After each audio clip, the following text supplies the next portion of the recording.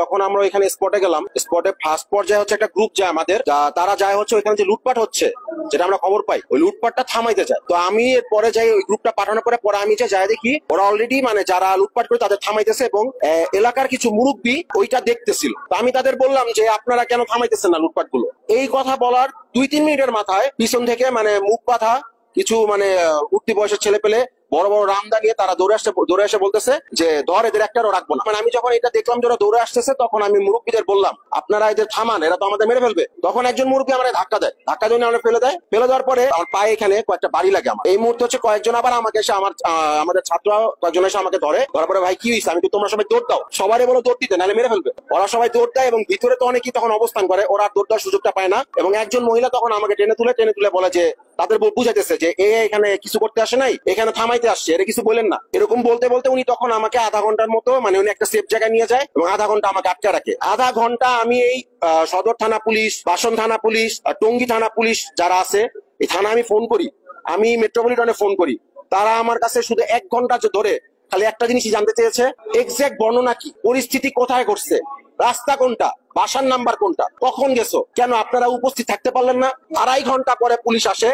Police আসার পরে তারা তখন ধীরাশ্রমের দিকে অবস্থান করে, মাত্র 4 থেকে 5 জন। আমরা তাদের কাছে যাই, তাদেরকে আমরা যখন বলি, আমরা এইভাবে পর্যন্ত বলছি স্যার প্লিজ আপনারা আসেন, আমাদের ছাত্রদের আটকে রাখছে। আমরা যখন কয়েকজন যখন ওইখানে যাই, আমাদের বলে আপনাদের 2-4 জনকে তো মেরে ফেলছি আমরা। ওই সব মানে জানোয়ার গুলো আমাদের বলে আপনাদের তো কয়জনকে আমরা মেরে ফেলছি, আপনারা এখানে এসে কি করবেন। এটা শুনে আমরা সাথে সাথে আবার প্রশাসনকে ফোন করি, স্যার ওদের মেরে ফেলছে, আপনারা তাড়াতাড়ি আসেন। তারা আসছে নাই, তারা 2 থেকে 2.5 ঘন্টা পরে তারপর আসে। তারপর তারা বিভিন্ন প্রোটোকলের কথা বলে, বিভিন্ন রুলস মানে এইগুলা মানে অনেক কিছু হাবিজাবি বলে।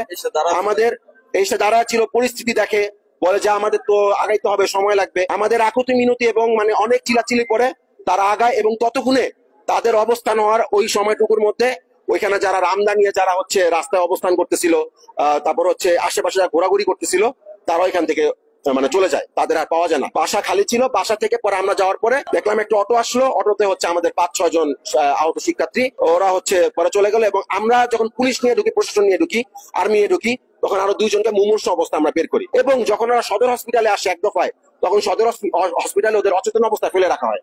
এবং আমরা সদর হসপিটালের প্রতিটা সেক্টরে আমরা বলতে পরবর্তীতে গিয়ে ওনারা হচ্ছে যখন দেখে যে এটার অবস্থা খারাপ, তখন তারা হচ্ছে এটার একটা মানে এটা নিয়ে তারা হচ্ছে গুরুত্বপূর্ণতা দেখায়। প্রশাসন আজকে যে অবহেলাটা দেখালো, এই অবহেলাটা না দেখালে আজকে আমাদের শিক্ষার্থীরা এতটা হয়তো না।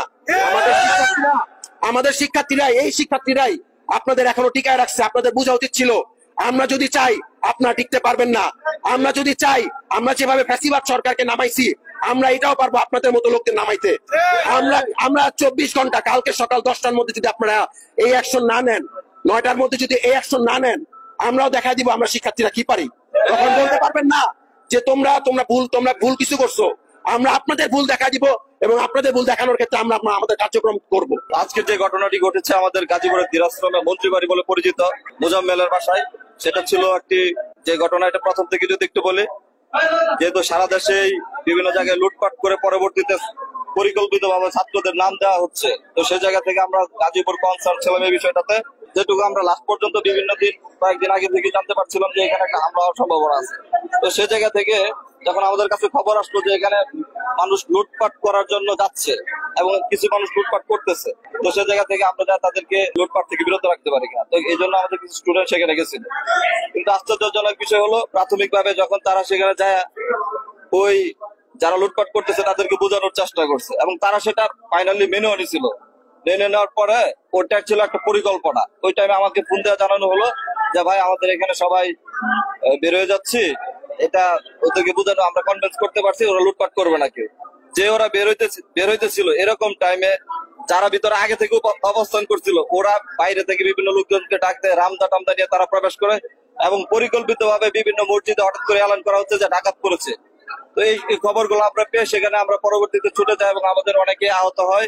এবং প্রশাসন, বাস্তবতা হলো প্রশাসন সেখানে খুবই হীনমন্যতার পরিচয় দিচ্ছে। অনেক পরবর্তী সময় আসার কারণে, অনেক সময় ক্ষেপণ করার কারণে আমাদের অনেকে খুব আহত হয়েছে এবং কয়েকজনের অবস্থা এত পরিমাণ বিভৎস অবস্থা, তাদের মাথা ফালা করে দেওয়া হয়েছে, শরীর কেটে ফেলা হয়েছে, রড কেটে ফেলে দেওয়া হয়েছে, খুবই বাজে অবস্থা। এই বিষয়টা নিয়ে চাই যে আগামীকালকে সকালের মধ্যে ওদেরকে গ্রেপ্তার করতে হবে, এবং একই সাথে আমরা আজকে বিক্ষোভ মিছিল করবো এদের বিরুদ্ধে, এবং যদি তারা সকালের মধ্যে তাদেরকে গ্রেপ্তার করতে সক্ষম না হয়, আগামীকাল আমরা মার্চ টু গাজীপুর ঘোষণা করবো। সারা বাংলাদেশ থেকে মানুষ এখানে এসে এই ফ্যাসিবাদের দুষ্টদেরকে নির্মূল করে ছাড়বে ইনশাল্লাহ। সাধারণ শিক্ষার্থীদের উপর হামলার খবর পেয়ে গাজীপুর সদর মেডিকেল জাতীয়তাবাদী ছাত্রদল একটি অংশ চলে আসছি, এবং আহতদের সুচিকিৎসার জন্য আমরা চেষ্টা করতেছি, ডাক্তারদের সঙ্গে পরামর্শ করছি, বিভিন্ন অ্যাম্বুলেন্স খবর দেওয়া হয়েছে। আমরা আসলে মূল ঘটনা এখনো জানি না, বাংলাদেশের বিচার বিভাগ আছে, তারা মূল ঘটনা উদ্ঘাটন করবে। সাংবাদিকবৃন্দ আপনারা আছেন, মূল ঘটনা কি আপনারা উদ্ঘাটন করবেন। আমরা চাই হামলা যারাই করুক এর সুষ্ঠু বিচার হোক, এবং জাতীয়তাবাদী ছাত্রদল সর্বদা শিক্ষার্থীদের পাশে আছে। আপনারা মিডিয়ার মাধ্যমে এটা সাধারণ শিক্ষার্থীদের জানিয়ে দিবেন।